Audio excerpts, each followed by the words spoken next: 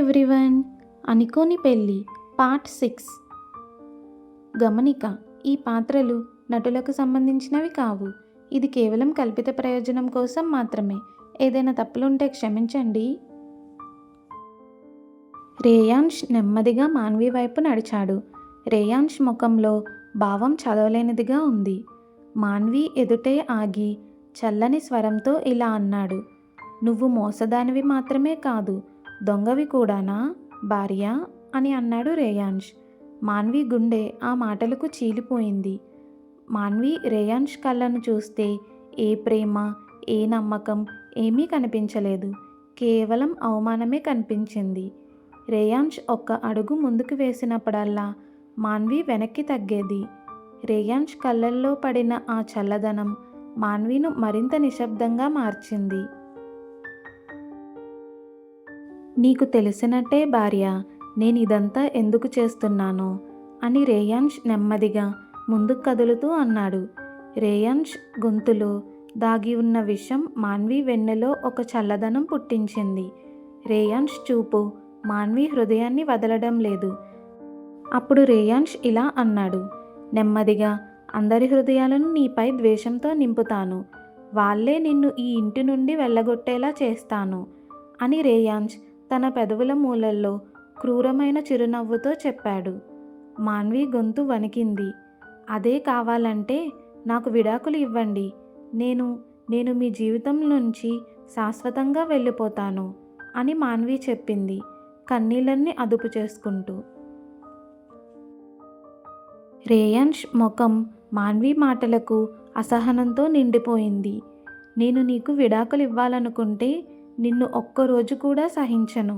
కానీ అమ్మ, నాన్న అలా చేయనివ్వరు.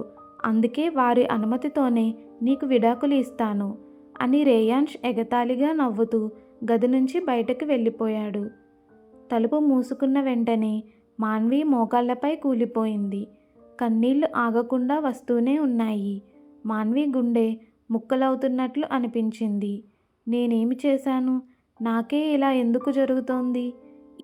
ఈ ప్రశ్నలు మాన్వి మనసులో తిరుగుతూ ఉండిపోయాయి. రేయాన్ష్ చెప్పిన ప్రతి మాట కత్తిలా గుచ్చింది మాన్వికు. మాన్వి తన మోకాళ్ళని కౌగిలించుకుని నిశ్శబ్దంగా రోదించింది. ఈ చీకటిలో నుంచి బయటపడే శక్తి తనలో ఉందో లేదో కూడా మాన్వికి తెలియదు. ఇది అంతా రేయాన్ష్ ప్రణాళికే. నెక్లెస్ను దొంగలించి గదిలో పెట్టింది రేయాన్షే.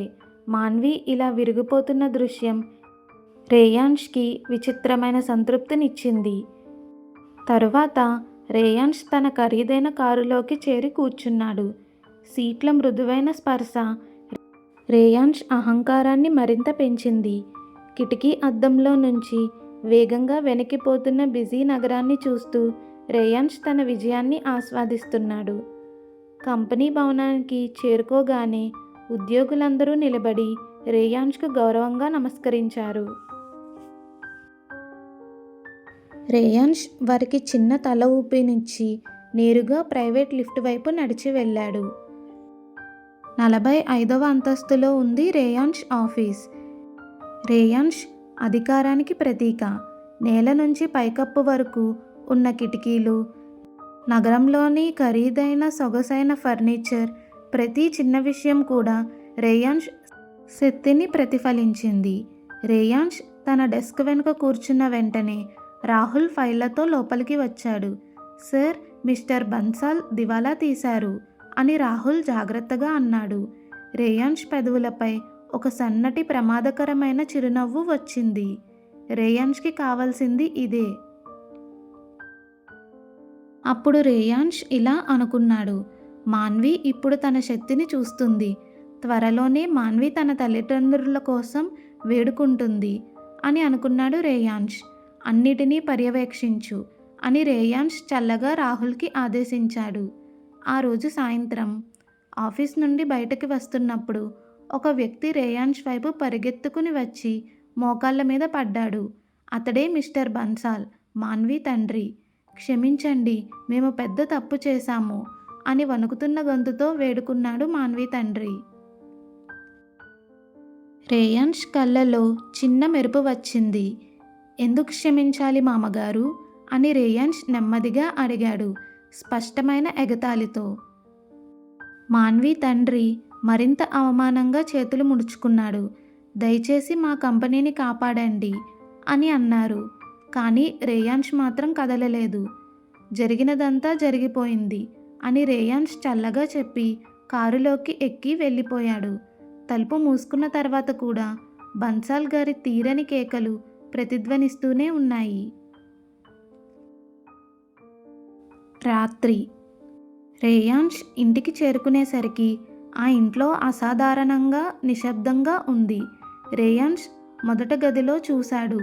అది ఖాళీగా ఉంది. నా భార్య ఎక్కడా అని రేయాన్ష్ ఆశ్చర్యపడ్డాడు. పై అంతస్తులో ఉన్న బెడ్రూమ్కి వెళ్ళి తలుపు కొద్దిగా తెరిచి ఉన్నట్లు గమనించాడు. లోపలికి అడుగు పెట్టగానే రేయాన్ష్ కళ్ళు మాన్వీపై పడిపోయాయి. మాన్వి బాల్కనీ నేలపై కూర్చుని ఉంది.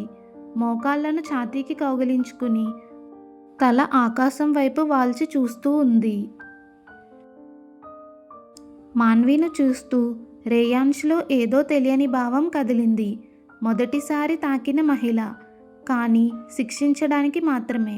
అయినప్పటికీ మాన్వి కొంచెం దగ్గరగా ఉన్న రేయాన్ష్ హృదయం విచిత్రంగా స్పందిస్తోంది. ప్రమాదం, రేయాన్ష్ తనలో తాను హెచ్చరించుకున్నాడు. గొంతు సవరించుకొని లోపలికి నడిచి వచ్చాడు రేయాన్ష్. ఏయ్ భార్య అని అన్నాడు. మాన్వి కేవలం రేయాన్ష్ను చూసింది, అలసిపోయిన చూపుతో. తర్వాత ప్రశాంతంగా లేచి నిలబడింది. రాత్రిని ఆస్వాదిస్తున్నావా అని రేయాన్ష్ మాన్వి ముఖాన్ని పరిశీలిస్తూ అడిగాడు. కానీ మాన్వి సమాధానం ఇవ్వలేదు. ఎంత ప్రయత్నించినా రేయాన్ష్ చూపులను కలవలేదు. మాన్వి ఎర్రగా వాచిన కళ్ళను గమనించిన క్షణంలో మరొక భావం రేయాన్ష్ లోపల కదిలింది. రేయాన్ష్ దాన్ని వెంటనే పక్కన పెట్టాడు. నీకు ఏదైనా దొరికిందా అని అడిగాడు, మాన్వి ముఖాన్ని మరింత దగ్గరగా పరిశీలిస్తూ. మాన్వి ఇంకా నిశ్శబ్దంగానే ఉంది. రేయాన్ష్ నేరుగా ఇలా అన్నాడు, తన విజయాన్ని రుచి చూస్తూ. నీ నాన్నగారి కంపెనీ దివాలా తీసింది. ఇప్పుడు ఆ కంపెనీ నాదే అని అన్నాడు రేయాన్ష్. రేయాన్ష్ మాన్వి భయంతో వణుకుతుందని లేదా ఏడుస్తుందని ఆశించాడు. కానీ మాన్వి కేవలం రేయాన్ష్ కళ్ళలోకి నేరుగా చూసింది. మాన్వి కళ్ళలో ఏదో దాగి ఉంది. మాన్వి స్వరం కంటే స్పష్టంగా మాట్లాడే మౌన సందేశం అది. వాళ్ళు దానికి అర్హులు అని అనింది మాన్వి. ఆ మాట వినగానే రేయాన్ష్ స్తంభించిపోయాడు. రేయాన్ష్ ఆలోచనలు ఒక్కసారిగా గందరగోళంతో నిండిపోయాయి. అర్హులు అంటే మాన్వి తన కుటుంబాన్ని అలా ఎందుకంటుంది? వారే మాన్వికు రక్త సంబంధం కాదా అని అనుకున్నాడు రేయాన్ష్.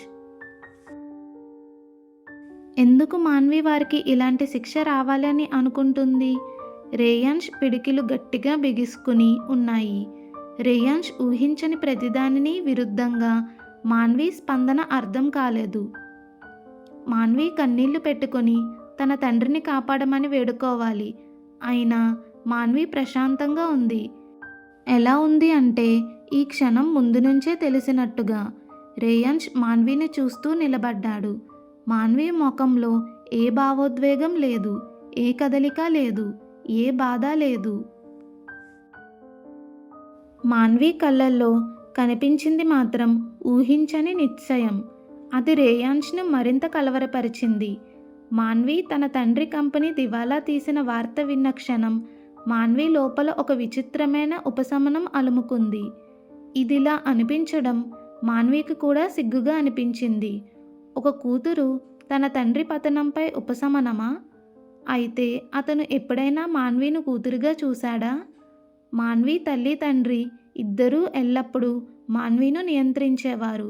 ఎంపికలు చేసే స్వేచ్ఛ ఎప్పుడూ ఇవ్వలేదు. మాన్వి తల్లిదండ్రులు ఒంటరి నిర్ణయాలు తీసుకునే అవకాశం ఇవ్వలేదు. తమ పిల్లలు కాదు, తమ ఆదేశాలు పాటించే బొమ్మల్లా చూసేవారు. Next part continuous.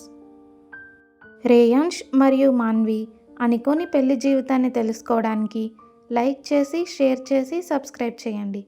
Thanks for watching.